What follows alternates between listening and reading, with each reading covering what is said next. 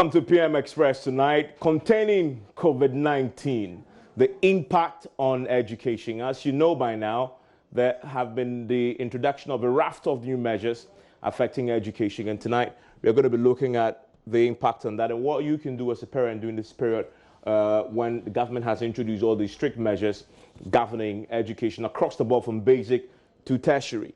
We know that the case, and this is just from the updates we got from the government tonight, there are 7 cases and it hasn't changed from yesterday.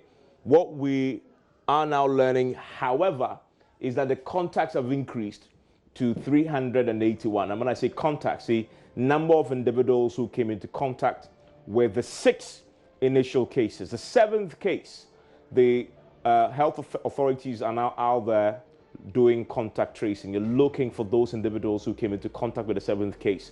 And so this particular figure you see here might definitely go up once they track down those individuals who came into contact with that 7th case.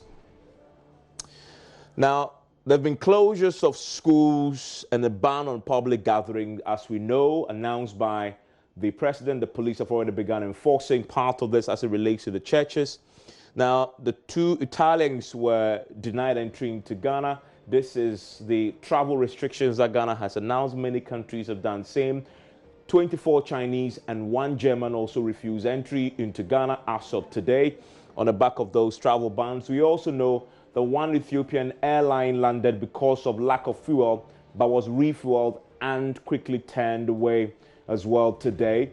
And there was an issue in Abidjan, the airport in Abidjan, and so flights were not landing in Abidjan. Normally, they'll be diverted to Ghana, but Ghana says we cannot take any flights. All the flights were turned away with the exception of this Ethiopian airline flight, but had to make a landing here because of fuel, but was refueled and quickly sent on his way. Now, we also know that 2 Australians and 1 German also refused entry. And this was a land border, Aflao to be very specific. And so all this has been implemented at the Kotoka International Airport, but also at our land borders. Aflao had recorded these 2 cases. Remember that the immigration official who gave the details indicated that in Abidjan has this very open entry policy for a lot of these countries. And so they can come in through Abidjan and then walk into Ghana using our land borders. That appears to have happened in this case, but our immigration officials picked these individuals up and returned them and didn't allow them entry into Ghana. That's the update there today. What about deaths? We're learning tonight, and this was information that was shared by the Foreign Affairs Minister, that 3 Ghanaians have so far died. Yes, they did not die in Ghana. They died in Italy, 2 in Italy to be specific, and 1 in Denmark. And you know, Italy is become the epicenter. Italy and Spain have become the epicenter for Europe. In fact, the global pandemic is moved now from China to Italy and Spain. The 2 of them, 2 Ghanaians who reside in Italy, had died as a result of coronavirus, and 1 in Denmark. We learned that today. Now, we also know the Foreign Affairs Minister today also in Parliament, speaking to journalists outside the chamber, says the situation is not critical and won't require the evacuation of Ghanaians in hard-hit areas. Some have called for this. He said that we are not there yet because, as we know, in many of these countries, they've asked them to shelter in place. Now, Speaker of Parliament, Professor Michael Quay, is also introducing some measures. He's instructed fumigation of Parliament House as part of the measures to try and deal with the coronavirus. There's also pressure mounting tonight on the National Identification Authority, the NIA, to immediately call off the ongoing registration exercise. They have insisted, in spite of the president's directive banning gatherings, that they were going to go ahead with the registration exercise. There's a lot of pressure coming onto them for them to sort of stop that particular registration. The Ghana Medical Association has issued a statement tonight asking the NIA to simply stop it, the minority in Parliament also. But remember, our conversation today is about the impact on education. Now, the teacher unions, including NAT and NAGRA, want the BECE and the WASI candidates to be included in the closure of schools to avert the imminent spread. When the president made an announcement on Sunday, although all schools were closed, he made an exception for those candidates. They can still go to school, but the teachers say they want them included in the ban.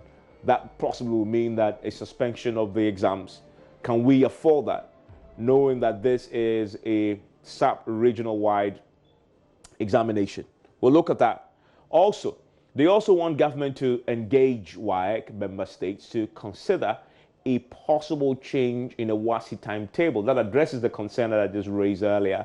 Will the countries accept that? It's a big question. We are in uncharted territory across the world. A virus never known before, economic challenges never experienced before, educational challenges that everybody's grappling with. Details of that also tonight. Now, there be a few major developments we know today, and this is according to the global toll that the coronavirus is having on the entire global economy. More than 200,000 cases now confirmed globally. Truly a pandemic. And we also know that the death toll has crossed the 8,000 barrier and still climbing. There have been some modeling done globally predicting millions of deaths across the globe in the US and in Europe. And so it's certain now, from what the experts are saying, that we are not even at the worst point yet. It peaks, bell-shaped, and drops. We've not hit the peak yet in terms of number of deaths and infections. They're predicting the next few months we'll get there. And that's why it's essential that we have these discussions so we learn how to keep safe. Education, the next big place. The discussion is focusing tonight. A few more developments. In the UK, more than 700 cases recorded in the last 24 hours alone, bringing the total to 2,600. This is the UK. We also know that in Spain, I said earlier, as one of those countries considered the epicenters, has closed hotels nationwide as he grapples with outbreak. Just imagine that for a second. All hotels in Spain have been closed down.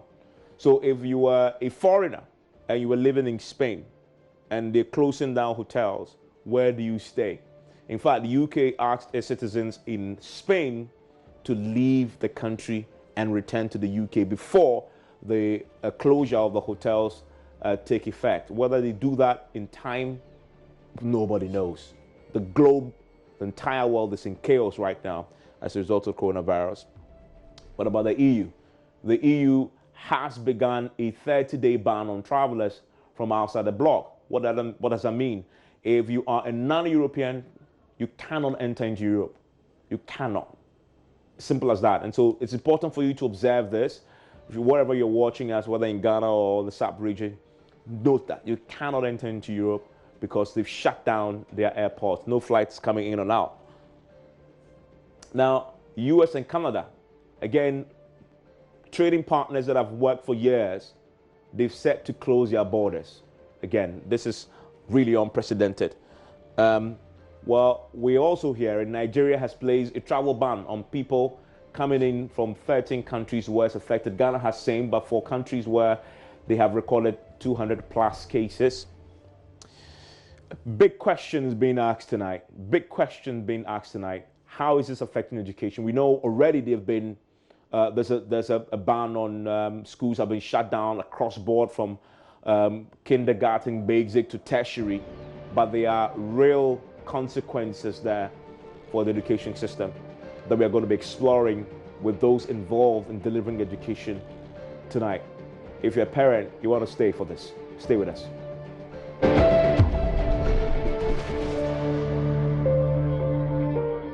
And thanks for staying with us here on PM Express. Tonight, my guest in the studio is Angel Kabonu.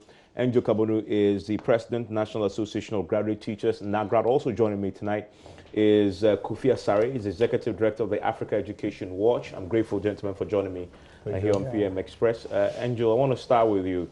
First, give me your reaction to the President's decision to close schools from basic to tertiary. Well, I think it's an indication that the government is taking the situation seriously.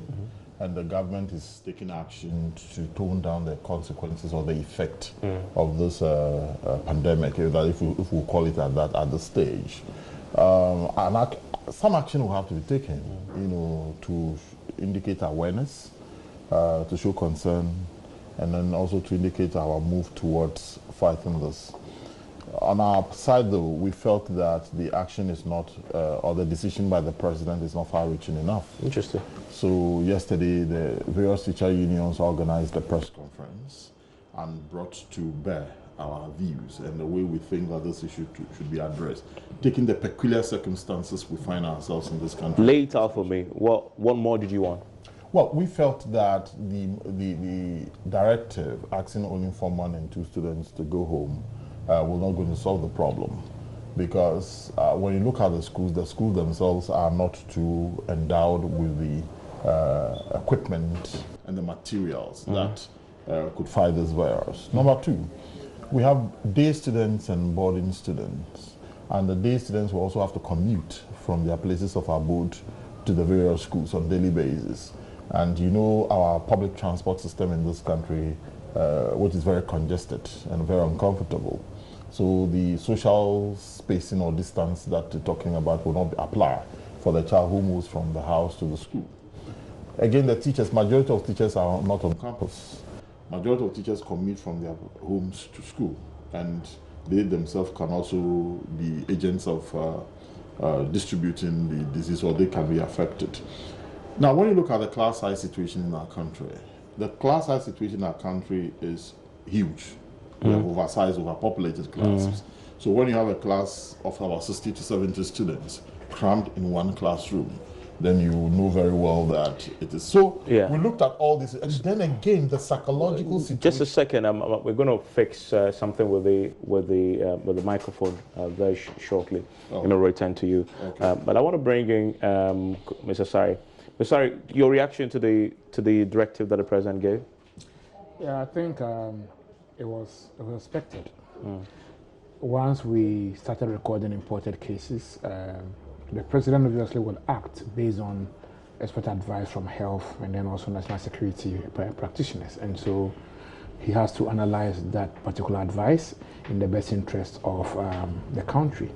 We are dealing with children here, and our own law, the Children's Act, says that in every decision, every action taken by the state whereby children are concerned, the best interest of the child must always be the overriding factor. And so I think that closing down schools with the expectation that the virus would not, extend to the schools and then also infect students is a decision taken in the best interest of the child. And so that is consistent with our public policy and then also directive principles as a state. And so I think it is in good taste, or it is within proper context for schools to have been closed. To be closed. Yeah.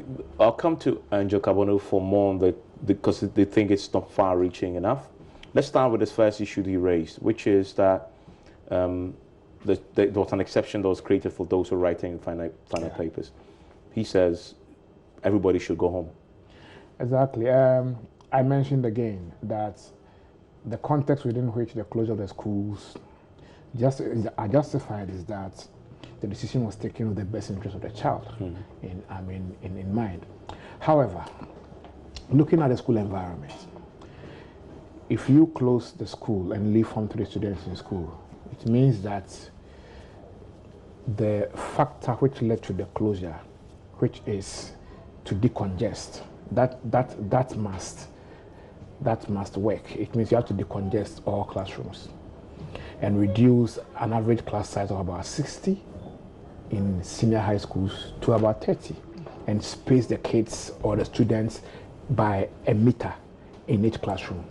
The meaning is that if you have one mathematics class in Form 3 and there are 60, 70 students, you might have to create two more classrooms and have 3 classes for mathematics, 2 more teachers. And so if you go further and space the children in the classroom, then you'll be assuring us that the principle based on which the schools were closed is actually working, not only in the dormitories, where we know most schools will have to move some students from here to here and then spread them easily, but also it's also working in the class. But if you maintain a class size of 50, 60, 70 in schools like Ogasco and Presec.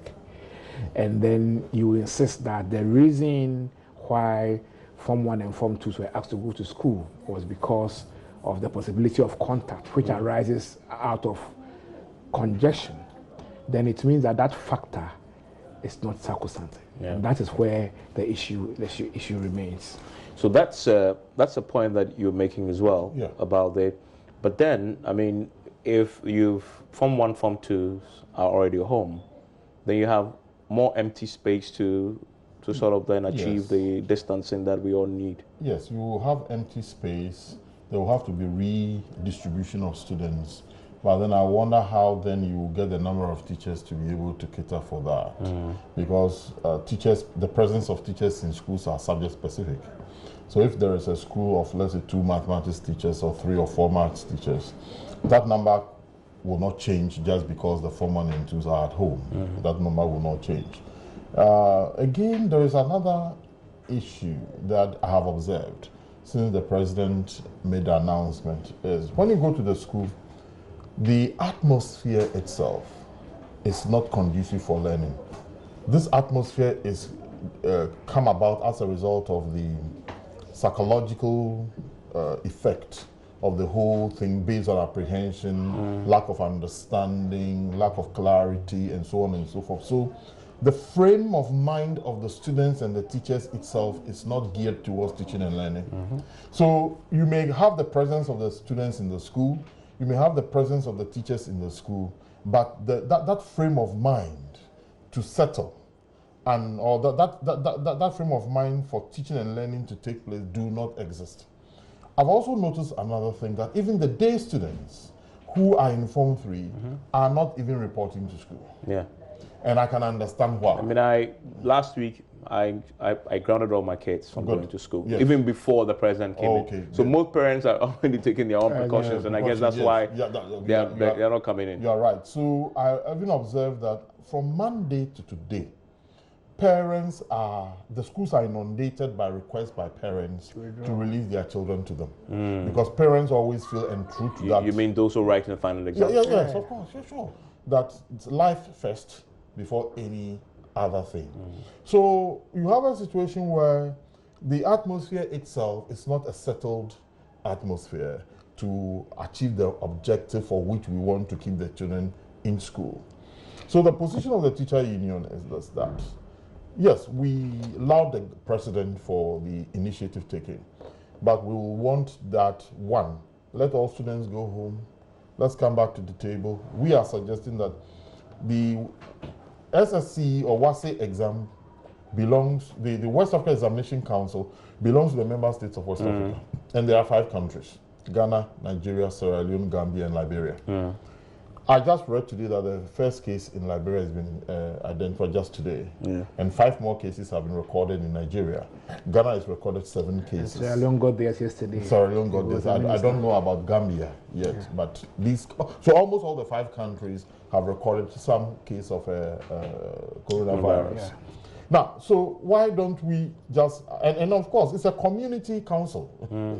So that if the exams are supposed to be taken in May or June, please, WAEC will have to shift the exam backwards. For the BEC, it belongs to us. It's our own exam. It is not, we don't write it with any other West African country. So that can easily be managed, you understand. So that we calm the situation. Because the teachers themselves, I sit here, I'm so scared because the naked eye cannot see a virus. It's invisible. It's invisible. And you don't really know where you contract and so on and so forth. From your introduction, you say the 7 people have had contact with over 100 and... in fact, it's even only the 6. Oh, the 6? 181. 181 people. Now, that 181 people, how many people have they themselves have contact with? And how many people have those people also have? So it replicates itself geometrically as we go around. I am praying that the numbers that are being recorded in UK, the numbers that are being recorded in Italy and Western Europe, we should not go anywhere near it, because we don't even have the health infrastructure to be able to contain it. You mentioned the that was one of your concerns. There's another one you're going to go to, and when you did in terms of the concerns you had with the presidents, yeah, that you didn't go far enough. Apart from the BC and the other candidates, you also were going to raise something else. yes. I was also going to look at a situation where we have to have an open-ended directives, because you see that if once the president makes an announcement, it is difficult for maybe even the Ghana Education Service to vary it. Yeah. Also difficult for the ministry to vary it. If the president says functionaries should stay in school, until the president changes his statement, the Ghana Education Service cannot ask the functionaries to go home. Even though the Ghana Education Service may see the reason for allowing the functionaries to go home, you cannot be seen defying the president of the state. So that creates a catch-22 situation for authorities to operate, you know. So that is where we find ourselves, and we are a bit worried. Are your members, and thankfully you are here because your members take the senior high schools, are your members taking classes for these candidates? Yes, some classes are going on. Some teachers are not in the framework I've already indicated. The frame of mind some students are not, because a class of, let's say, 50 students made up of day students and boarders, you go to the class and you realize that you have only about 60 to 70 students in the class. And you know the reason why you're going, because some of the day students do not come to class. Some students in the class are absent-minded because they don't even understand what is going on and the effect of what is going on. The objective for which the teacher is standing in front of the students will not be achieved. So, Kofi, so you believe also that the complete shutdown means complete shutdown, no exams, no WAEC, but the WAEC angle, the WASI angle is important. It's a sub-regional thing. Ghana can't take that decision alone. He says, well, we should make the effort because all the other countries that write the WASI have all recorded cases anyway. But I guess you're thinking about the consequences of such a decision. You have an exams coming up. Kids are prepared for it. WAEC had invested money possibly in printing question. It's not just taking the decision. It's far-reaching in terms of implication. Yeah, it is. It's not a straight jacket issue. The countries involved will have to assess the extent to which they have been hit, and then the 5 countries will have to come together and decide what is good what is better for them. Let's look at the UK, for instance. The UK announced today, the British Education Secretary announced today, the closure of schools starting Friday. In that announcement, he mentions that the annual assessment supposed to take place in June has been postponed. So a June national examination has been postponed as at 18th of March. You understand? I believe that, and I'm coming back again, if the fundamental principle for closing down the schools was on the principle of health, i.e. overcrowding, or i.e. reducing the incidence of, reducing any possibility of contacts, then it means that no one should be in school, if that is the principle. And as Angel rightly espoused, there are day students and there are boarders. The day students will leave school and then come the next day. And so they will definitely get into contact with people in public transports and all that. And we are talking about inches of contact, not meters. And so if you look at the principle, it means that the reason why people are in school is because there's a sub-regional examination which Ghana cannot control. But where the issue is not a Ghana issue, but is a sub-regional issue, then I think that the respective education ministers of all the 5 countries will have to have a dialogue on the issue and then decide for what is good in the interest of all these 5 countries. Other than that, you have a situation where, and I'm sure as I'm not praying that the infection, increases in other countries, but looking at the trend globally, as countries begin to feel the impact of the infections on their various systems, they will begin to close down. I think Gambia also, we have to know whether schools are down. Is Liberia still part of WAEC? Well, when they went to Pearson. Okay. Well, they are to close their schools. But, as the effects begin to hit most of these countries, like Nigeria, for instance, is beginning to increase, I think that Ghana and Nigeria alone, if we yes. we are the biggest, we are the big brothers within the league of 5 countries constituting the WAEC. So there's something can be done at that level. Okay, let's talk about alternatives. The kids are at home, at least for 4 weeks. That can be reassessed. If what I heard from Kojo Ponkroma today is anything to go by, the experts and the modeling shows that this peaks. It has a bell shape, so it will peak before it drops. And we are not even at the beginning point here. Our curve we are now about to climb. Oh my God! And he makes the point. I mean, that's what the experts are saying everywhere in the world. It's just what the facts are. So if that's the case, it's very possible that after the 4 weeks, we might have to do another 4 weeks. We'll reassess. They should not going to be home for a very long time, possibly. I mean, we are praying for the worst, but as WHO is telling Africa tonight, we are praying for the best. Sorry, we are praying for the best. Is that what I said? I said what? Yes. Oh goodness. We disregard that. We are praying for the best. And as WHO has said tonight, Africa should prepare for the worst. That is the latest advisory from the WHO. If we are preparing for the worst, it means that all the bans and the suspensions that the president announced, we should be planning for extensions of that beyond the 4 weeks.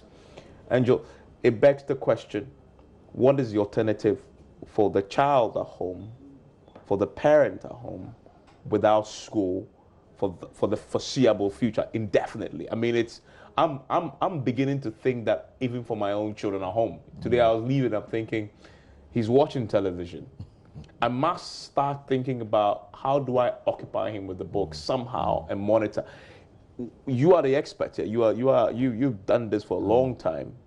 Are teachers beginning to think about this? Is there a conversation already even happening on this? Yes. Today I was at a meeting with the Director General of Ghana Education Service and his officials, and they've even indicated that a site is being developed, or it has even been developed, where the subject areas will be placed there so that students can access those sites and then for self-study. Again, if there is a crisis in the nation, then all of us will have to come together to find solutions to it. So television stations will have to start asking themselves the question that if we have our case at home, then what type of program should we be showing during the day? Thankfully, we have one network already. That's right. That's a very commendable thing. Multi TV is done, multimedia is done. So all other stations will have to start rewriting the books so that you will not leave home worried that your kid is watching Flintstone or any other cartoon, but that there is a possibility that they'll be watching subjects. So that then we cater for the kids at home to allow daddy and mommy to go to work to make the bread. But again, my brother, I don't know whether you've identified what is happening at the supermarkets and the marketplaces where people are rushing to buy, and then even during the day, the usual traffic that we are used to is come down. True. So there is already this we are in a state of apprehension. Let me put it that way, where almost people are looking for, someone will say, let's be ready for the worst at the same time. Let's hope for the best at the same time, prepare ourselves for the worst. So that is the attitude people are adopting. Again, that also is telling on our students. One way of doing it is to now be using the mobile phone very profitably. Today, almost every kid can get access to the mobile phone. Can MTN, Vodafone, Airtel, I want to mention also, they don't think I'm advertising for one. Can they now reorient themselves in such a manner that we can get information that you are, your station, so on phone, so that the kids can have access to, other than going on to WhatsApp and then Facebook and all other to engage in frivolities? Can we reorient it in that way? Very dire situation call for dire measures so as to be able to address it. But the first order of life is the preservation of life. And that anything that can possibly endanger the life of our students and our teachers, we will have to ensure that it does not happen. And we are looking at the situation, this congregation of students at one place at this very time, when even our hospitals and our clinics are not too ready to be able to handle our patients we have to look. I was just shocked that in China, what's the name of the place? I hardly could mention Wuhan or yeah. They are closing down their centers because people are getting healed. Can we start approaching them for some expert advice as to how they have been able to do it so that we can also quickly organize ourselves for a situation?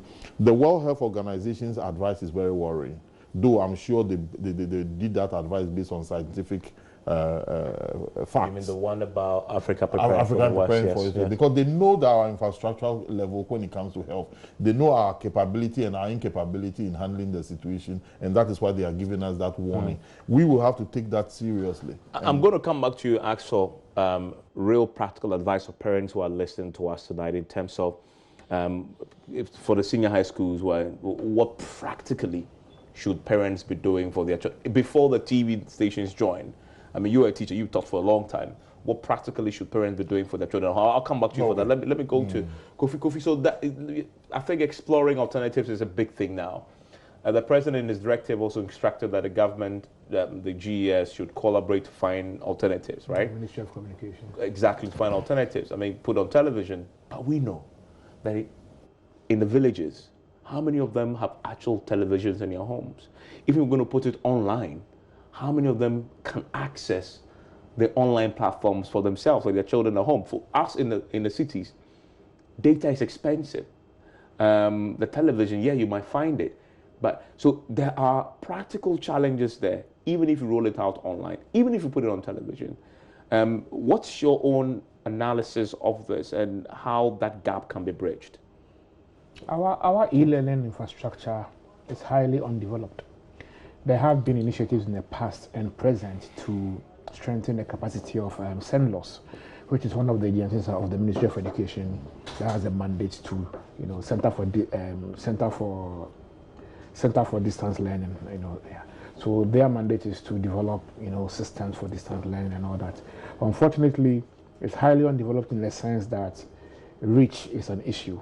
They still have issues reaching the last person in the last community. If you go to the district level, for instance, the Ministry of Communications that the president tasked the minister to work with using the ICT infrastructure, we have district ICT centers. That is the farthest they go. They don't go beyond the district capital. And so in a district of about 86 to 90 schools, and for that matter, 90 communities, you don't expect all the children to commute to the district capital. It's not possible. And so the issue is reach. We have highly undeveloped e-learning infrastructure.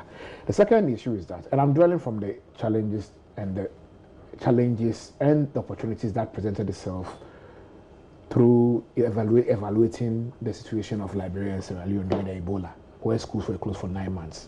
They started with TV lessons, and then midway they realized that no, they were not effective because they were not interactive. There was no way the teacher could assess the level of participation or involvement of the children. And so NGOs in Liberia, in Sierra Leone, for instance, started adapting.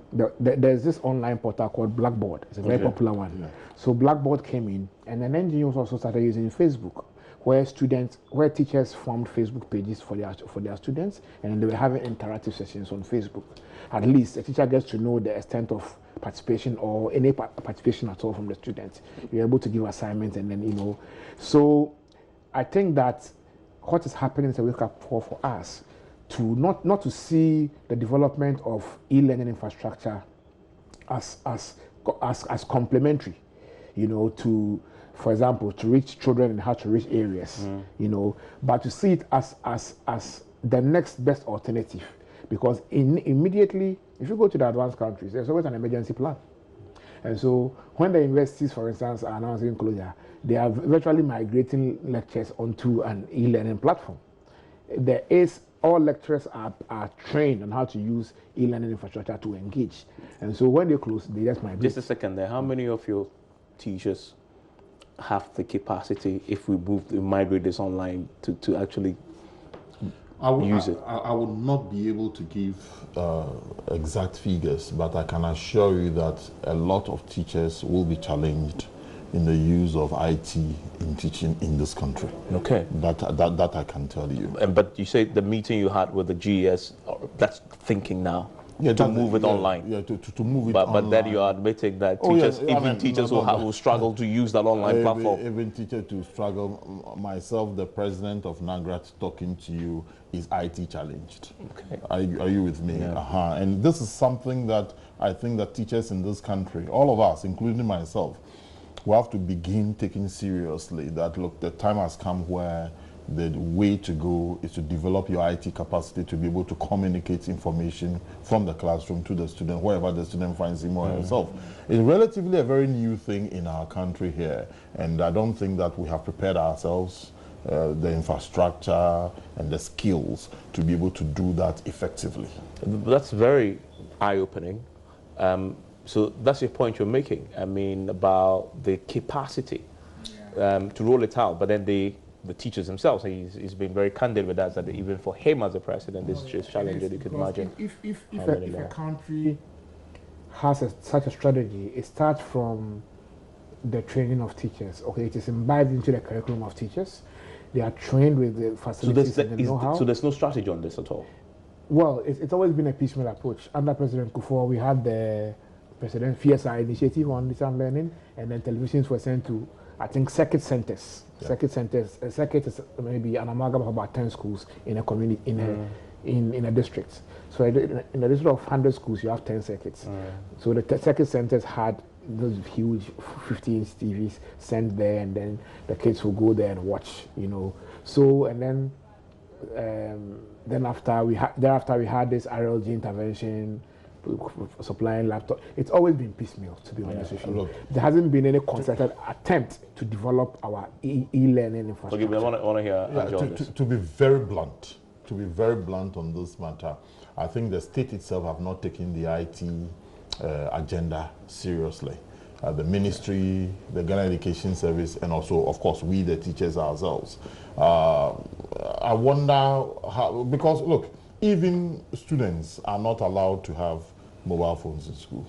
So what are you talking about, e-learning? So no child is even allowed to bring a computer or a laptop or a tablet to school. Really? Oh, I'm telling you. If you in SSS? In SSS, so if you do that, it will be seized. Cannot bring an iPad? No, it's not allowed. By Goodness me. Yes. So, my son, who is 7 years old, takes an iPad to school. Wow. In fact, it's a requirement. That's a private school, right? Yes. Okay. Yeah, well, they actually do the assignment. On it. I mean, Yes, so I mean, last time I had to take the laptop to school for them to put a software on it for him. Yes. And they give assignments and he must do. And he must bring to school. You're saying that at the second cycle level, at the senior high school level under the Ghana Education Service, you can't take a laptop to school. Goodness me. What are we talking? We always pay lip service to this. Look, but that is shocking. NAGRAT made a statement that from the last academic year, teachers are no longer going to write their lesson notes pen and paper. We had problems. We have problems. You know, so what are we talking about? Sometimes people go and give flowery speeches and so on and so forth, and then we don't come down to the ground to do and make sure that this thing is operational. This is exposing a reality that we've ignored for a long time. Maybe this is a good thing. Well, apart from the death. I'm shocked at the reality that it's always a wake-up call, because either way, I mean, any way you look at it, even from the health angle, from the education angle, certain measures will be taken today and implemented today for the future. And these measures wouldn't have been implemented but for the coronavirus. So we must admit that, yes, there's always a positive side to any issue. And so I am saying that let's take advantage of this and then develop our ICT in education infrastructure. Okay. I say infrastructure because there are various plenties of initiatives ongoing. But if the infrastructure is not fully developed and accessible to every rural child in this country, then we end up deepening the urban divide in education quality. And that's not what we want to promote. So I'm very mindful of I'm going to take a break. We've just been told what the reality is. It's a very hard reality to fathom. However, we are confronted with a situation that we can't do anything about. The reality is we must find alternatives. Other than that, your children, even 4 weeks, assuming that after the 4th week, we beat the coronavirus, 4 weeks is a long time. There's something must happen. What must happen? What can you do as a parent to bridge the gap? Even if government can help you with this, and you're in a village, and all you have is your blackboard and your chalk, what can you do for your child who is in school? When I return, I'll get the views of the experts in the studio on this. Stay with us.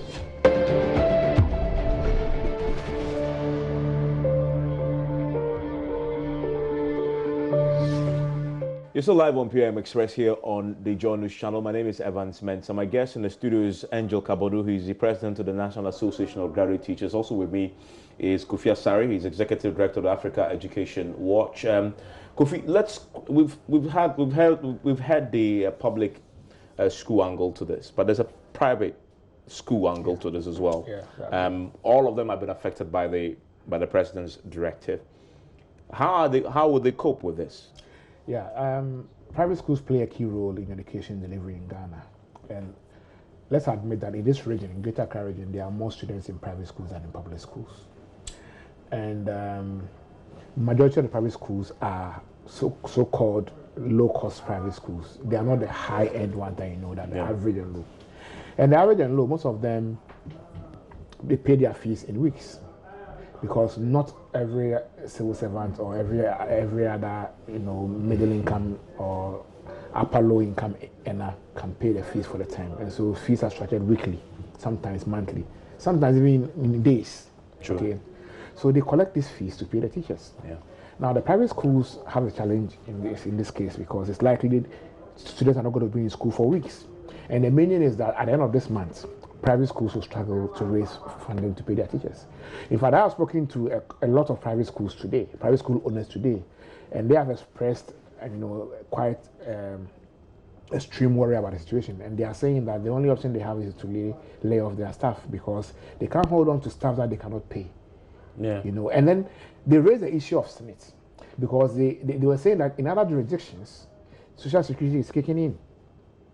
In the UK, for instance, when I was listening to a podcast discussion on the announcement of closure of schools today, to take effect from Friday by the Secretary for Education, there was a discussion around Social Security and how it's going to take care of people who are not working, those who earn wages, you are not working, but you have to get paid and all that. So the private schools were saying that, look, we pay Social Security. So in this case, we expect that either government intervenes with the stimulus package that we are hearing of, by not just focusing on industry as in the hotel industry, but then by also focusing on the education industry, especially in the private sector, because they form a critical mass when it comes to quality education delivery in this country. Angel, let's talk about how this will and when it comes to the preservation of the jobs of the teachers that they employ. Yeah, I mean, that's very key. Let's talk about how this will affect the education calendar. Where were you before this happened? Yes, I think students were just preparing to write their SSCE exams. I think practicals will start early next month. And then, of course, also the students who are in Form 3 basic school were also preparing to write their exams. Their exams would have taken place in June. That's when the SSCE is about getting done. That is where we are for the final year students. Unfortunately, if we insist that the students write the exam in the current situation, then it will be for me, from where I sit, it will be a crash landing situation. Again, for those students in Form 1 and 2, some of them have just started their semester. Even those in the gold track, their situation is so sad because they have had just. In fact, the whole year, yeah, because they are back. They are way back. They are way back.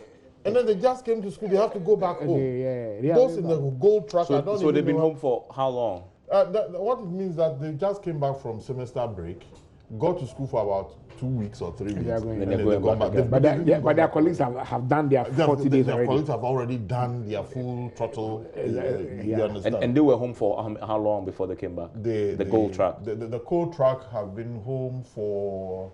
No, they had their semester break. Okay. Yeah, so they are just back from their semester break.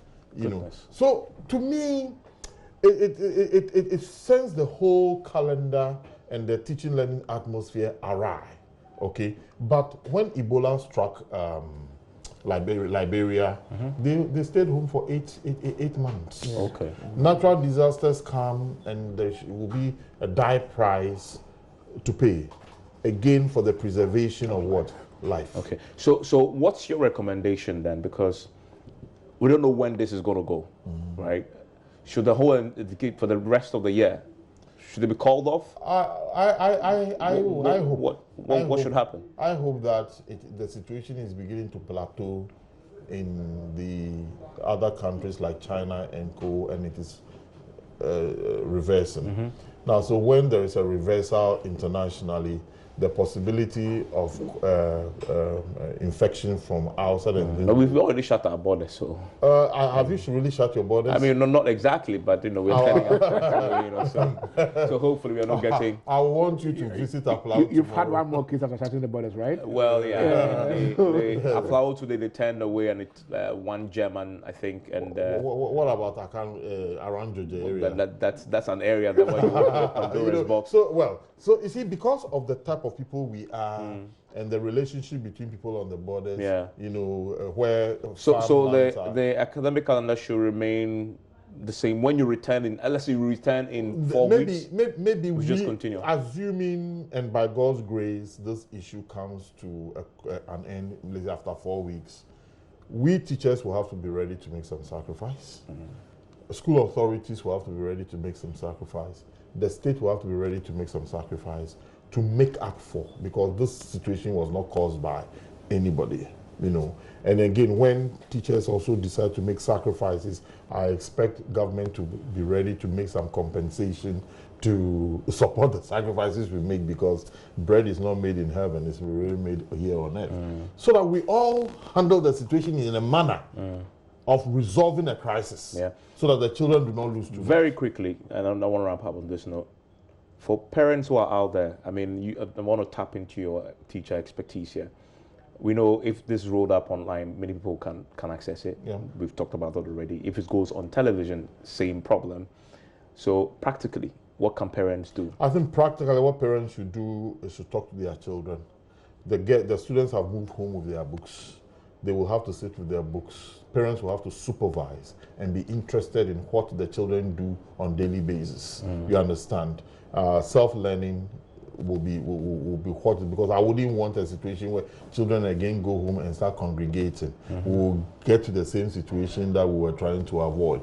But in a situation where your child is at home, you will have to make sure you monitor what the steady pattern and the steady behavior of your child, and demand from your child work that is done on daily basis. That's what I'm going to do to my kids. That on daily, of course I'm a teacher, on daily basis I'll have to demand from you and to present to me what you have done for the day.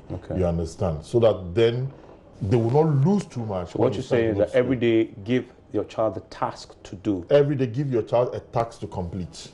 And let them be able to assume that he went to class today, he would have learned something, and he would have, so do that at home. Do that at home.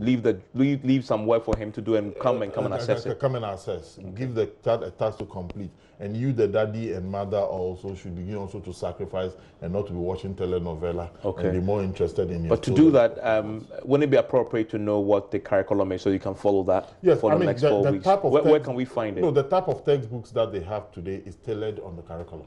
So there is so you have the topics in the various textbooks are developed based on the curriculum. So once topic after topic and after topic is taken, you are that's for the curriculum. The curriculum with textbooks. So that shouldn't be much of a Thank you for that. Chip in for me. I have a few seconds to wrap up. But for he's addressed at SHS. What about basic? For those in the basic. So for basic, it's very important. It's not too different. You need to ensure that every day you give an assignment to the child, where you are able to appraise, their involvement or engagement with their books when you close from work. That is very fundamental. You need to get closer to the child and the child's the books as much as possible, because you can't go out for social classes. It's still a crowded environment. But I also want to add this. Quickly, very important. 10 seconds. Well, some of the parents are also teachers. I'm saying that the government will have to have have a plan for private schools, so that they don't lay off their teachers. Okay. And then finally, the education ministers of the WAEC member countries, we need to start having a discussion about how realistic it is to expect the examination to still go ahead in this climate, and the feasibility or possibility of deferring or postponing the examination in the interest of all the 5 member countries. Thank you very much. Thank you, Njoka. And I hope you've learned something to apply at home. I'm certainly going to do so. Enjoy the rest of your evening.